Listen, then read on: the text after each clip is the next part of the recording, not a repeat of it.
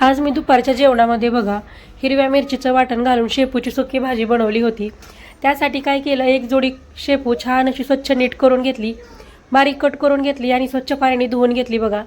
त्यानंतर एका कढईमध्ये तेल गरम करायला ठेवलं। तेल गरम झाल्यानंतर यामध्ये 1 चमचा जिरे, 1 चमचा मोहरी आणि एक थोडासा कढीपत्ता टाकला। छान तडतडला की यामध्ये हिरव्या मिरचीचं वाटण घातलं। हिरव्या मिरचीचं वाटण करण्यासाठी इथं मी 7 ते 8 हिरव्या मिरच्या आणि 4-5 लसणाच्या पाकळ्या घेतल्या होत्या, ते वाटण घातलं। वाटण छान असं फ्राय केलं। त्यानंतर अर्धा चमचा हळद घातला, व्यवस्थित असं मिक्स करून घेतलं। त्यानंतर यामध्ये बघा धुवून घेतलेली शेपू टाकली। शेपू छान अशी व्यवस्थित मिक्स करून घेतली। त्यानंतर यामध्ये अर्धी वाटी मी मसूरची डाळ भिजवून घेतली होती, ती डाळ मी यामध्ये घातली। त्यानंतर शेंगदाण्याचं कूट घातलं, चवीपुरतं मीठ घातलं, मस्त असं याला परतून घेतलं। त्यानंतर अगदी थोडंसं पाणी टाकून भाजी मस्त वाफवून घेतली इथं आणि त्यासोबत खाण्यासाठी मस्त मी ज्वारीची भाकरी बनवली होती।